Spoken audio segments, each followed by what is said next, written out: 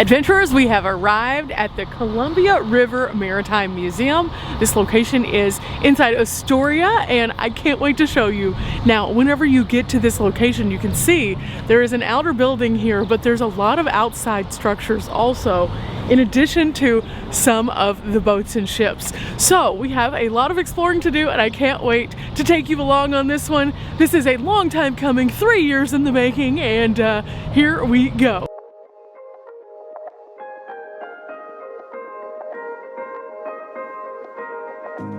Okay guys, we are inside and it was $16, that's an adult, to come in. You do have access to the outer things that we kind of looked at a while ago, but now it's time for us to dig into this museum. It's kind of large and there's lots of cool things here, and I can't wait to show you what I'm looking at. Now as we enter into the crossing the bar area, and here you can see that there are a variety of different displays ahead of us, but I wanted to focus on this one right here first. It says that the earliest of the trawlers had a more than difficult task because all they had to navigate the harsh waters was actually a compass and a chart. And now more modern day people have radar and all sorts of other equipment. So that kind of sets the tone for what we're going to see from the earliest days all the way up to the modern days.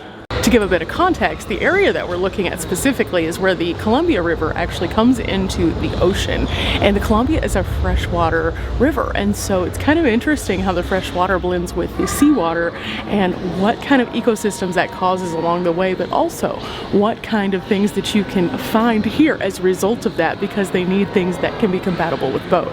So as we move on, this is about to be really fun, guys. I am so excited and I geek out over places like this, and I hope you do too. Within this display, it talks about how they have the ever-shifting sands along this entry point, and here you can find an actual photo of what that looks like. As the sand continues to be deposited in different areas, this constantly is changing, and we saw that this morning as we were coming over because the tide was super low. It says here that the U.S. Corps of Engineers actually removes up to 500,000 dump trucks every single year. Obviously, that makes for more than a few interesting moments for people who are on the seas. Sometimes those bars have fluctuated so much that without that more modern technology, it would be very hard to not run aground and have your ship in a very bad place. But let's go look at some of the various aspects of some of these kinds of displays. Fascinating work that they have here, and it really puts things into perspective as to size. Now the display we see in front of us is actually a recreation, and this is what the Columbia River gill netter would have looked like, and these became extinct. You don't often think about boats or ships going extinct, but in fact this did happen.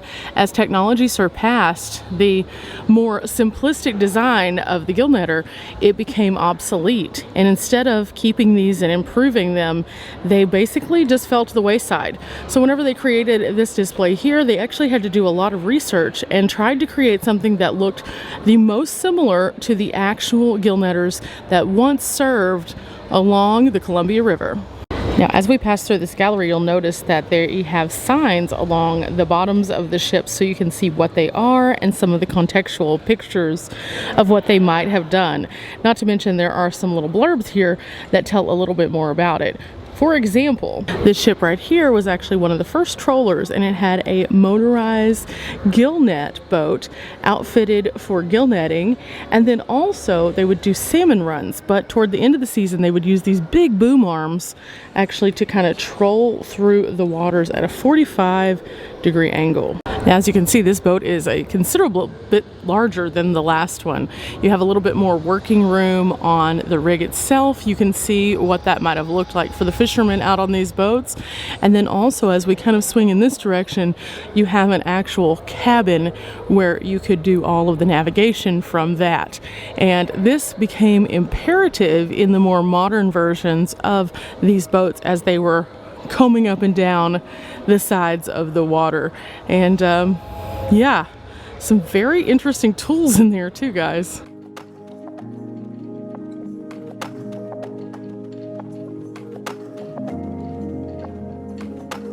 Now this is something we've talked about before, how the waterways were actually the original highways, and this is how people would move goods and services from one place to the next. And here we have a zoomed in version of the Columbia River. That way you can kind of see where different places are, and then also what kinds of things are in place. For example, you can see where all of the dams are located, and dams were used for a variety of different reasons, but a lot of times they were primarily used so that the lower lying land would not get overwhelmed by the waters that were coming toward them. So this is a very cool, very large map that you can kind of go into a little bit more detail of that. This boat right here is actually a product of a tsunami. It's called a Tsunami Boat, and this abalone and sea urchin fishing boat was actually swept out to sea during the 2011 tsunami in Japan. So you might be asking, why is it here? Well, believe it or not, it actually crossed the ocean and landed in Cape Disappointment, Washington, which is not too far from where we camped this morning. And it ran aground there, and they found it and were able to trace it based on the numbers. And so they have it here on display as a reminder of that particular incident, but also to share the story of just how strong a tsunami can be. Now, on an upcoming video, I am going to cover just a little bit of the tsunami situation that you will see kind of up and down the Oregon coastline, and what that means and how you should be preparing. But I think that this is a very good testament to just how much of an impact that nature can have. And seeing it here is a very somber moment, especially knowing all that they went through in 2011.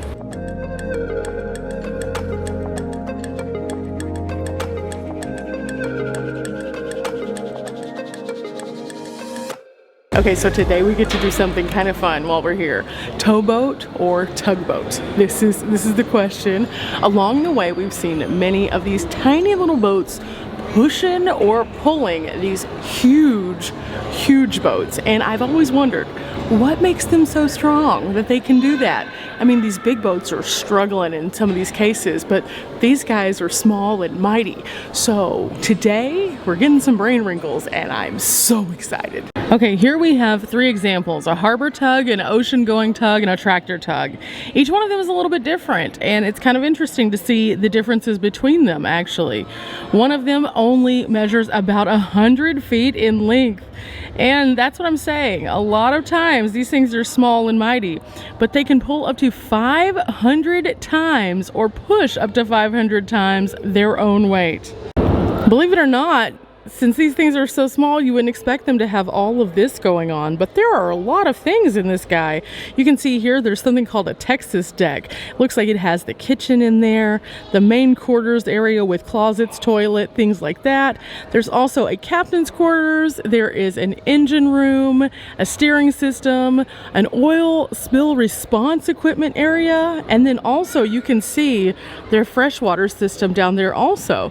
So lots of cool things. And then on the top, of course, is where the pilot is, and that's where also the radar is, so they know exactly where they need to go and how they need to navigate. Now, the towboat is considered the workhorse of the river, and so it is moving things down the river fronts, and a lot of times that has to do with the things that we need in various areas. Right here it says that nationally, petroleum products account for nearly 40% of all things that are shipped downriver on these cargo boats. That is insane. I had no idea. This right here is a picture of what that might look like as it's going down the river, but below we also have this model, so you can see the scale of what exactly it is that is pushing versus being pushed. In addition, you know I like a good overall interactive exhibit, and this one has one. Not only is it a touch screen, but you can also pick up these listening devices and hear a little bit more about what you touch and select.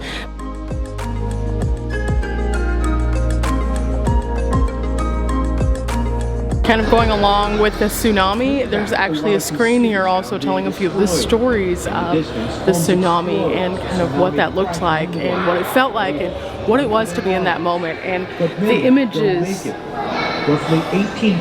I definitely encourage you guys to watch this. It will definitely make you realize the power of nature in a very different way. Another interaction, this one has a little trackball, and the screen shows you how you can track all of the different vessels in this area. Now in front of me we have what's considered to be the helm. So this would be the large area for which they have all the radar and everything like that, and they also steer the ship. So we're about to go in here and check it out. Now you might recall I've been on the USS Lexington, I've gone on several different other boats along the way, but none of them have had a situation where you can walk in there and see the waterfront right in front of you and also have small explainers along the way. Not to mention there's some nautical things here that are a little bit different because it's a maritime museum. So let me show you a couple of the things before we go in the helm. This area just outside, you can actually learn how to tie the various knots. And it says, not just for fun. Well, below you'll find, as we get a little closer, it shows you how to make each one of these knots and then also what they are called. Now the specific helm that we're going into is actually a tugboat or a towboat helm, and it's designed specifically for this area so that they could have 360 views, but also so that they could captain the ship from above and be able to access everything that they needed in a kind of compact space. Now I will say this, I was kind of expecting this to be a little bit larger, but it kind of makes sense. The boats are pretty small. So inside we go, and oh, this is neat, guys. This is super neat. Let me show you a few of the little devices and then also what they have in here so that you can come and have your own experience and steer the towboat. While you are here, you can do this experience by pushing the start button and then following the various steps, and you'll be able to activate this experience using several of these different buttons and gadgets. So this is really fun, but just to kind of give you some context, it also has an illustration of what the boat in front of you might look like and where you are going.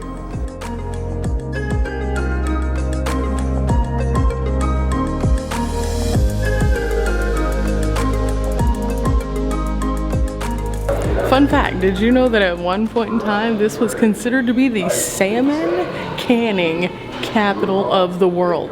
Yeah, in fact, if we look through some of these historic photos here, it mentions that there were workers from every country basically at one point in time coming here, and a lot of the workforce in fact was Chinese workforce. And so that is kind of still reflected into this area. As you kind of go through the communities, you still see that diversity, and it's kind of fascinating. But as we go along here, we're going to look at a few of these because the photos are amazing. I love when museums are able to take those historic photos and bring them to life in a way that's larger than life and very much so resonates with you as a guest visiting.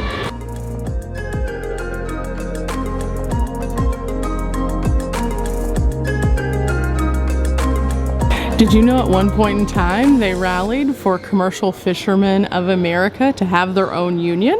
And because of that, they were able to control the market a bit more and make sure that the union workers were taken care of as opposed to just being disposable labor. Believe it or not, at one point in time, over 1,293 people were stationed in the Clatsop area and just working in the fishing industry. In fact, the 1880 census actually counted this, and 91% of them were single men. Only 13% had been actually born in the United States. Homes and hotels like these were very common because they needed a place to house all of these. And you can still find structures in Astoria today that look like this, and they're historic. This photo is one of my favorite. This is all driftwood, and you can see all the workers. They even have a couple of dogs up in the top. And just for a comparison, look at the horses over to the side. Believe it or not, the end of an era started in the 20th century. It was a combination of overfishing, logging, mining, pollution, and irrigation issues that made the 1930s construction of the dams upriver basically degrade all of the salmon grounds. And this stopped a lot of the commercial fishing that was happening at that time. Before this happened, the canning industry was here and it was booming. But as this started to kind of take place, canning companies moved away from this area, and now there are no major canners in the Astoria area. There are a few local small ones that cater to the gourmet market, but nothing on the commercial scale that once was. Astoria had moved and shifted into a new era where we still have the waterway and it still was being fished and it was still being used for transportation, but the duties had changed considerably. Wow, just wow, this is magnificent. This is actually a Coast Guard ship. Now these screens are a little harder to see because of the glare, but you can see here what these Coast Guards would have to go through to save people. And again, we do have the interactive experience so you can listen to what they are saying. But I think that this quote over here says it best when it says, "It's scary. We're at the mercy of Mother Nature. Even with radar and other technology advances, everything seems to be going fine. Then bam, that's when you get it." Now the Coast Guard exhibits here are one of the main reasons that I wanted to come, because I find that it's fascinating to learn more about all of the different people who serve others, and I think that it's fascinating to think that in the midst of all of the chaos, when most people are like, no, we need to go ashore, these guys hop in a boat and go out to save others. That is an amazing feat in my opinion. But along the way, there's a lot of history that I haven't heard, so I would like to share some of it with you guys. I encourage you guys to stop here and check out the more in-depth look at each one of these topics, because again, like all museums, we're just scratching the surface. I'm hoping that you'll come here and do the deep dive on your own, but at the same time that if you can't, we're giving enough information for context for some of our future adventures, because as we've discovered, all places end up tying together in some way. Okay, this right here says the 36-foot motor lifeboat was standard rescue craft of the U.S. Coast Guard for 80 years. So something very similar to this guy right here. Based on a successful British design, this 36-footer was built in 1908 originally, and it was decommissioned at Depot Bay in 1988. So this thing served for a very long time. Now throughout those years of service, this particular style of boat only had one lost boat, one boat that did not return, one crew that did not make it. And this display talks a little bit about that particular boat and what exactly happened. It says here that this is the Coxswain Dilemma. That was the CG 36454, and it was coxswained by Larry Edwards, and it was lost in 1961. You'll notice that this right here is actually a memorial for that particular ship. And then also there are some displays right here that kind of walk us through the story of that a bit more. While learning a bit more about that, we realized that at 4:15 on January 12th, 1961, a call was first received at Cape Disappointment Lifeboat Station. The Triumph was the ship that was called out, in addition to a couple of others. And by the time that they had caught on to the Mermaid, which is this boat right here, the one that was in distress, the waters had gotten quite turbulent. And it says here that the 40-foot utility boat actually capsized while trying to cross the bar. And they maneuvered to rescue the crew, but the Triumph was towing the Mermaid and also capsized with 6 men on board. On this particular day, it was a pretty tough day anyway. The waters were not good. The crew that was called out was doing everything that they could, but ultimately not only did their ship capsize, but another one did as well, and there was a lot of loss. Now they did go on to rename another ship later on, a different kind of ship, the Triumph, and eerily they had a similar fate in the issues that they faced. So this is kind of the unique, interesting story of the Triumph and those lost on that day. And so I appreciate that they're honoring them in such a way, but at the same time, the story of the Triumph is one that will continue to make my head just kind of scratch a little bit. And I'm gonna have to look a little bit more into this because it's a very interesting one, and this is just the bullet points, of course. Did you know that Coast Guards come specifically to the Cape Disappointment area so that they can train in super rough waters? And by doing that, they get their expert training during the wintertime a lot of times because the seas are so rough here. Now, area fishermen are extremely grateful that they have this Coast Guard training facility here because that means that during these difficult times that they are protected. But this thing right here, this was amazing. There's a video right on the other side of it that talks a little bit more about not only the training program but also this particular boat and why it is in the Maritime Museum. And then as we go along the side, there are some more tabletop displays with photos of the biography of the ship itself, which is fascinating. And this is very detailed. It has a great look as to what it would be like to be in those turbulent seas on one of those days. So I think it's really important that we go and check out some of these details.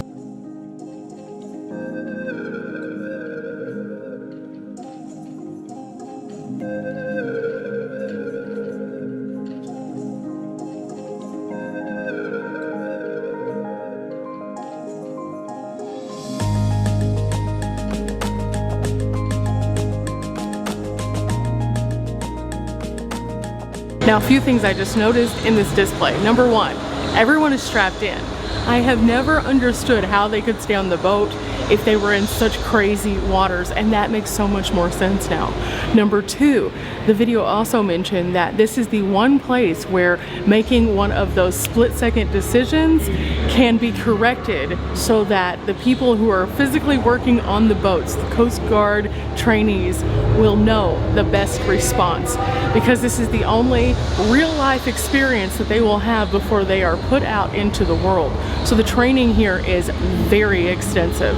So it's kind of fascinating, but there's more in this particular area talking about the Coast Guard. So let's go learn a little bit more about their duties and then what it takes to be one of them.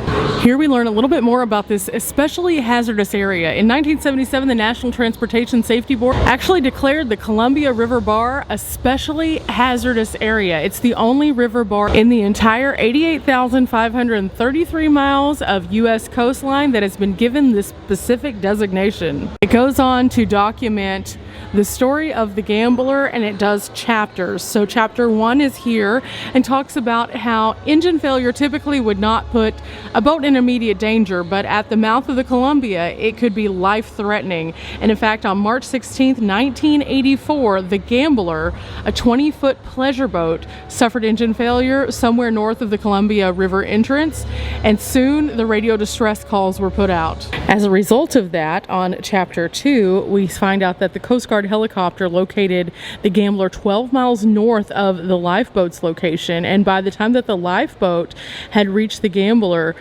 the attached tow line had disabled the vessel and the wind was blowing at 60 knots. Chapter 3, we find out there was nothing left that they could do, so they called in a helicopter to evacuate the 2 crewmen and the crew members off of the Gambler. It was all of a sudden swept up by 18-foot waves, and the 44-foot boat had to move through the towering surf to pick up the crew. And it ended in the Coast Guards having to use one of their rescue swimmers, Jeff Morris, jumping out of the helicopter into the dark seas for the rescue. Now there is another story here also documented, the Corsair, and again they follow the 1, 2, 3 format, and as you walk through it you learn a little bit more about what happened, what went wrong, and then ultimately how they ended up having to go in and rescue. And this just shows the bravery of the Coast Guard members, because even though these guys over here on the boat, as you could see, were strapped in, these people are jumping into free water that is freezing cold, swells that are well over the size of this building, and going into basically the unknown. Now, the sea has always been a little creepy to me. I don't like to get into water that I can't see the bottom of. I've seen enough of the Discovery Channel to know there are some real bad things out there. So for these people to know all of that and still to jump, I think is one of the most brave things ever. So I really am happy that we came here and are getting to see at least a little glimpse of their story, but there's so much more, so let's continue. Now along this wall we learn a little bit more, including that since the first Americans actually came to this area in the 1700s, the Columbia River has always been a heavily trafficked waterway. In fact, as the river traffic has increased, so did the amount of ships and boats that were lost along the way, and a response situation was necessary for this particular area to keep this from happening a bit more often. Now, since improvements have been made, they still rescue approximately 600 people per year in the Columbia River Gorge in the lower area. That is a wild number that, again, astounds me, but I can understand why. Again, we noticed that there were fisher people who were all up in the area, especially during the winter months, and that's when apparently the seas become the most turbulent. So this would make sense.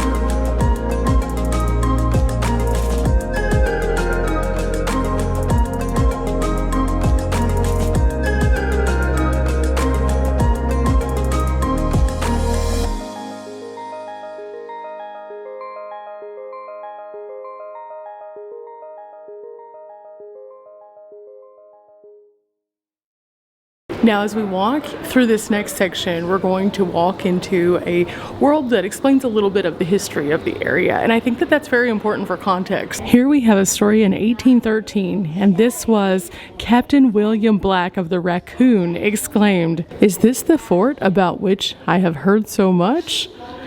And this right here is the HMS Raccoon.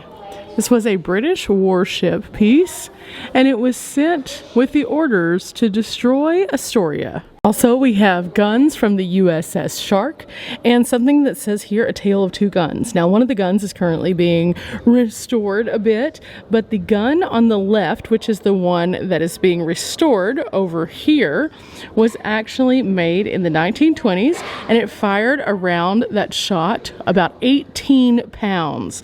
The gun on the right, which is this one right here, is actually from a British manufacturer. Now, through this pictorial, we can find out a little bit more about the USS Shark, and it said that it actually wrecked on one of the sea bars, and it was a schooner for the U.S. Navy. Before doing so, the Shark actually reached the coast of Oregon in 1846, and they were having orders to stay and survey the Columbia River. Now, this particular project of restoring pieces of the original Shark took some time. There were over 80 items that were actually disassembled and also removed and then repaired and renovated so that we could have them here in a context that would make it make sense for us, seeing the more modern technology versus the more primitive technology. Now, believe it or not, in 1977, a local resident was actually walking, and they happened upon the place where the Shark wrecked 131 years earlier. They noticed the tip of something sitting through the sand, and it looked like it was protruding and could have been dangerous, so they went to go remove it. They discovered that this was actually the officer's dress sword from the USS Shark. Now, in its earliest days, Astoria was actually very well known for the fur trade, which came through here, and you'll see behind us some of the pelts that they had from Captain James Cook. Of course, again, long before some of these people came along, you had your native people who were already in the area. And so this particular display shows a cedar in the Chinook culture was actually used to make wooden bark mats, baskets, and other items. Now, the room we just stepped into is all about mapping the coast. Originally, they thought that if they could map the coast, they could map the treasures that were waiting just to be found, and all of the waterways and all of the things that they could use to move their resources. So I think it's kind of interesting that this entire gallery, Gallery 2, talks about that and has some very vivid visuals throughout. Now, I'm going to show you a few of these, but just know that this was an ongoing process that lasted many, many years as they continued to look and discover different things. The rocky coastline did not have roadways like it does now, so it became a little bit of a challenge so that they could not only find out where the shipping would go, but also where the people could go. In each of these displays, we not only find out about what these items would do, but also how important they would have been to use. And typically there is also a display with a description and then also a little bit more information visually through a video. So this is a great educational stop to learn a little bit more about early cartography and how it would have worked in defining how the United States western border especially became known the way that it is now today.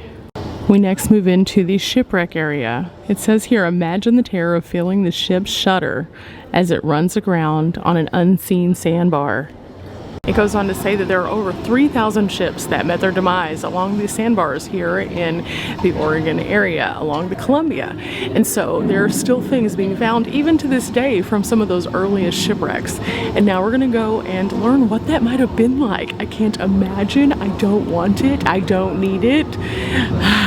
When I just run my van over something and I center it just a little bit, it makes me cringe. So I can only imagine your floating vessel. Oh no. This display goes on to tell a little bit more about what might make that happen. And extreme conditions, equipment failure, and human error are the top reasons for peril to happen on the Pacific. I find this to be pretty interesting. It says, flip through this book to explore how navigation has changed over the years. Safe travels, a look inside. Oh, wow. So this basically breaks down everything from the mapping process to how lighthouses became a part of the shoreline to help ships know where they're going, what the job of a lighthouse keeper would have been. And then as we get back to the later pages, you get a really good glimpse of one of those lighthouses. Now, if you haven't checked out yet, I did a small lighthouse tour while on the coast, and I think you'll really like it.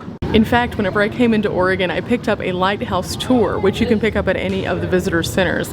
It'll show you not only where the lighthouse is, but also if it's available for tour, and I definitely encourage you guys to check that out. Another interactive exhibit, this one is called The Captain's Dilemma, and it makes you step into the role as a captain and make decisions based on what you would do. And I think this is really nice because not only does it tell you a little bit more about the captain and the responsibility, but as you're interacting here, it also allows others to see you interacting up here, which I think is great. Individual displays like this one, the SS Iowa Battling the Winds, tell of the individual accounts of different kinds of stories that required rescue, and then also what ultimately happened in the end. Before the Coast Guard, there was the U.S. Life Saving Service. In 1878, the U.S. Treasury actually formed this, and it was a national network of stations which became Life Saving Service stations. Crews operated the Life Saving Service stations, and they were located near the treacherous waters. Now in 1915, this went on to become the Coast Guard, which is what we kind of learned about a little bit more in the other gallery. But here you can see what some of the life-saving devices look like, and they're kind of interesting. This is how they were able to like get people up and out, and it's very interestingly primitive. This guy right here is the one in distress, and you can see he is tied into a life-saving ring, but that ring actually goes up to the top, and you can see it's kind of got like a pulley system on there so they could pull him up and then across or out depending on where they needed to go. Again, another cool flip through book. This one is actually Shipwreck Stories, so you can go through and see some of the various things that have happened and get some quotes from people who were actually running aground and what it felt like to be saved. This is really fascinating. I want to find out if they have a copy of this in the gift shop maybe, because these are great stories. Of course, as time passed, there were advancements made, and one of the advancements was in diving. Now, I have seen one of these suits before, and it continues to always surprise me about how much these things actually weigh. Do you notice that these little boots right here are actually metal boots? And then the helmet, super, super thick, heavy, also metal. And right here was an 1870s diver. So they've been using a version of diver since the 1870s. However, at one point in time, this suit by itself with the helmet, just the helmet, could have weighed 50 pounds. The shoes, another 50 pounds. So you had to be a strong person to not only put this on, but then to be able to maintain to go under the water to find things. Now, as time passed, of course, this got a little bit easier. In fact, the invention of the aqua lung by Jacques Cousteau really did help a lot. But by the 50s and 60s, it was becoming more of a commercial thing also to learn how to scuba dive. And so they wanted to have things that were better for smaller, tinier excursions and not necessarily this guy, which was not accessible to anyone. So in more modern days, we're actually using a very different version of scuba than what first started out, whenever they were just submerging in a metal suit. This is a very interesting map that shows how global trade moves. And it says here that there are always tens of thousands of vessels underway around the world at any given time, and these are the typical paths for which they're traveling. Despite the growth in numbers of those going across the seas through maritime traffic, the actual total losses have gone way down. And they credit that to improved technology, improved training, and then also companies investing in their programs so that they have people who are going out who are a little bit more well-versed with the seas as a whole. So that is a very fascinating part of this section as we move into our next one. Something else that is attributing to that is that ships are just built safer. A lot of times whenever we look at the older ships, especially some of those here in the gallery even, we're noticing that they are built out of wood. And a lot of the more modern ships are using metal as opposed to wood. Now this area is a nice little touch panel so you can get an idea as to what the difference would be between this, which is a riveting system, and this, which is a welding system, and then also some of the different other textures that might have been used over the years. It's really fascinating to see how anything is able to float, but some of these wooden ones especially, it's just confusing. Now we get to one of the most notable shipwrecks in my lifetime, the Exxon Valdez shipwreck. This is where a lot of oil went out into the water, and in doing so, it was a massive cleanup effort. It was also a threatening effort to a lot of the sea life, and there were a lot of things that came out of this in way of environmental protections. So here is actually a piece of that wreckage. Now this is a piece of the hull from the original Exxon Valdez.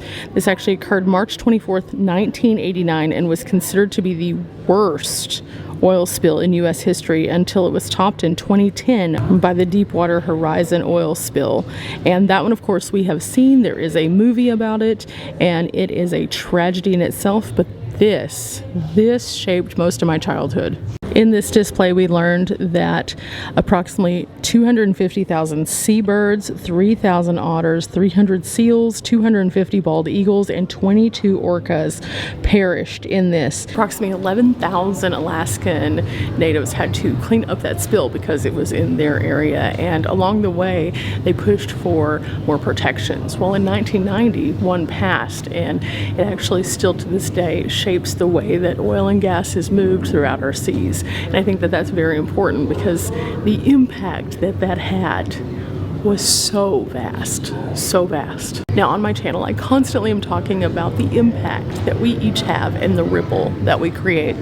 This particular one spill actually devastated over 40% of the sea lion population of that region, and it took them 25 years to come back.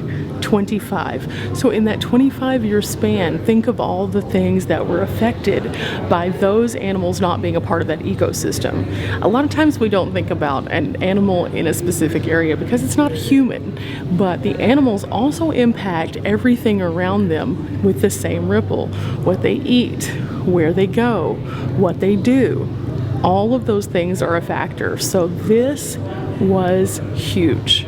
Now again, we're just scratching the surface. There are a lot of other shipwrecks that you can learn about here that are fascinating, in addition to some of the things that they have found after the fact. Definitely interesting. Check this out. Now, kind of fun fact, did you know that there's something called a maritime archaeologist? Yeah, those are the guys who go down below the sea and find these shipwrecks and actually kind of take a few notes. One, is there anything that we need to bring up because it's dangerous? Two, is this now an ecosystem that is thriving and surviving? Because a ship lives on forever, just because it's under the sea does not mean it is not living its best life still. In fact, it becomes a barrier for fish and other kinds of critters to kind of live in once it's at the bottom. But also they need to make sure that it's not going to have any impact on the travel lanes or the people in that area. So these are all things that this particular job does. Now sometimes also they recover items so that we can have them in museums like this, which is fabulous. And I think that that is a wonderful thing that allows us to get a better idea of what's actually below the water that we enjoy seeing so much, especially here on the coast. Here you can see what one of those ships that's living on looks like. You'll notice that this is a U.S. torpedo bomber and it was sank. It's become a super favorable place for divers to go, but also look at all of these creatures that are living as a result of this ship being there. Here's another one. This is a steamer, the Mary D. Hume. It sank on the Rogue River in 1985, but it continues to be a home for a variety of different organisms, and scientists are actually studying the microbiomes and the microorganisms that are calling this place their environment. They're very curious as to know how long that they're living, what they're doing, if they're creating new species, things like this. Now, I thought this was pretty cool. This is actually a three-dimensional view of the boilers from a shipwreck, and you can see that if you get super close, it's basically just these little dots that are creating sound waves up to the top, and that's how they're able to map some of these things. Okay, and then this is kind of interesting also. This is a where to explore map, and it tells you a little bit more about some of the interesting stops along the way that you can find items. And as we get a little bit closer here, you'll notice, I'll just pick one. Here's Cannon Beach. That's where the Uss Shark actually wrecked on the Columbia River. And so it'll show you kind of where it was, that it ran aground onto those bars. It's pretty fascinating. Okay, so now we are in the crossing the bar section, and I think this one is probably the most interesting because it relates directly to all of the things that we've been talking about. The Coast Guard, the perilous waters, the fishermen who are trying to navigate through this. And we learned that the Columbia River is enormous, first of all, but it has a swift moving current, and a lot of times it is compared to just like turning on a fire hose. And by doing that, the collision of that massive amount of water crashing into the Pacific Ocean is what leaves a lot of this to happen. In fact, here on these large screens, you can see what it's like on those choppy water days. Even for the large ships that weigh a lot, this becomes a very treacherous pass. You get some first-hand look at what it is to be on one of those Coast Guard ships or a tug, and the waters are just slamming into them. In fact, as we continue to move forth, it says that even throughout the earliest of times, the Columbia River has always been a challenge. Only the Native Americans or indigenous people were ever able to tame their waters, and they did so through creating these more aerodynamic vessels, basically. But once you started getting in there, it's a combination of fog and rain and those thrusting powers of that water that make it so difficult as the waters break over most ships. Now, the same weather that makes for some of the most beautiful views along the coast also makes for some of the most dangerous. And here we move into the weather section where we learn about what causes all of that fog. You can see here that the cold air meets the warm air, and whenever it does, it causes things to push upwards and create this heavy layer that just hovers over the towns. At the same time, it makes for some beautiful views like this one. While visiting, you can be a weather forecaster. It's kind of fun. They have the actual screen of what's going on here in a green screen, so whenever we step inside, I believe we'll be able to see ourselves right there. So today we could talk about how it is choppy outside and the weather is very bad, and oh my goodness, look at this gale force wind, and there we are right there. This is one of the more interesting displays because it talks about the currents and the wind patterns and how it's all moving at any given time. And this might look really crazy right now with this light that's around me, but this is actually a technology that they use that helps them during a storm. And it says over on the sign that corresponds with this that this is actually very helpful, especially in heavy fog or nightfall, because it traces the heat signature of the person or the weather or the items that are in front of it. Now, along this last wall, we learn about how different weather impacts different things. And it's going through each one of them and giving us a few Oregon facts. For example, the wind. A fierce windstorm slams across the coast of Oregon and Washington every winter. The Columbus Day storm of 1962 is considered the largest non-tropical storm to strike the United States. Okay guys, now it is time for us to move outside to check out what they have available here. Oh my goodness. It is a perfect day. You can see the mountains over in the distance. You can see some of that fog that we just learned about, and it feels a little damp, but not too damp. So this is, I think, going to be a good day for exploring. And look at that.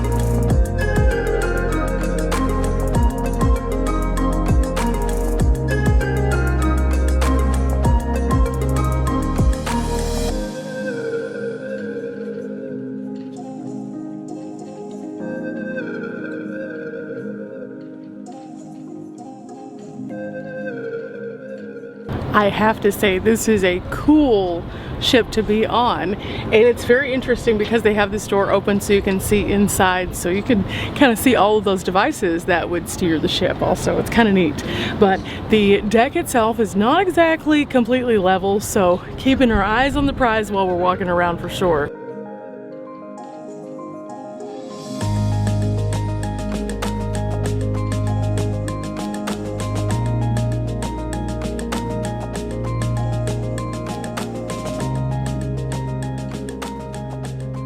But I think you could see why this in itself is definitely worth coming out, because this is not something that a typical civilian would be able to see, and being able to not only see it but also understand it a little bit more after going inside the museum is fabulous. I'm really appreciative of this experience.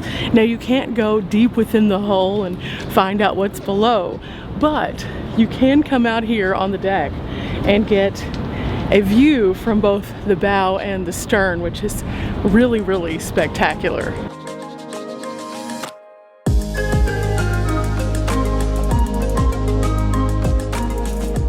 Just an idea as to how big each of these links are. Look at that. It is very wide. That's probably at least a 4-inch diameter. And then also look at the size. This is a smaller chain also. This is not even the largest ones like on some of the battleships, but look at that. Again, look at how they navigate around. Everything has to be able to be battened down, so it has these massive wheel doors that lock in. And then you can see there are a couple of other places also back here that are not open but are really neat.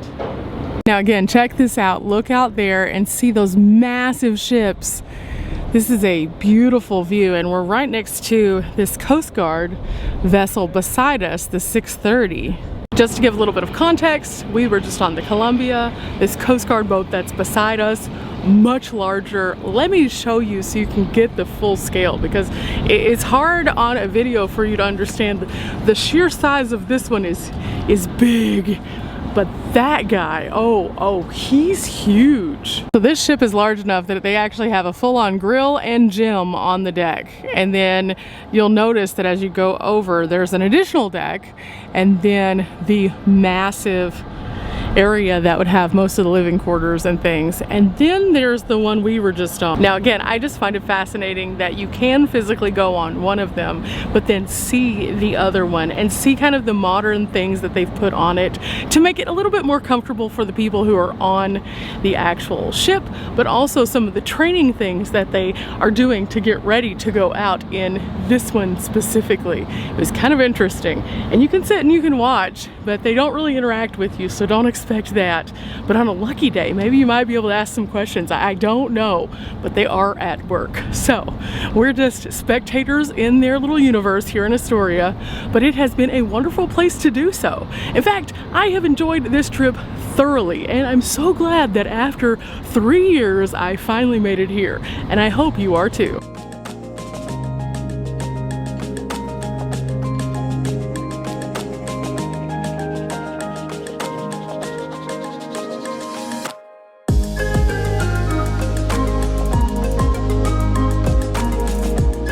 If you have enjoyed today's adventure to this not only great maritime museum, but also the official Coast Guard city of Astoria, please leave a thumbs up, hit the subscribe button, and remember guys, we're not here for a long time, but we're here for a good time, and new brain wrinkles are always that. Till next time guys, bye!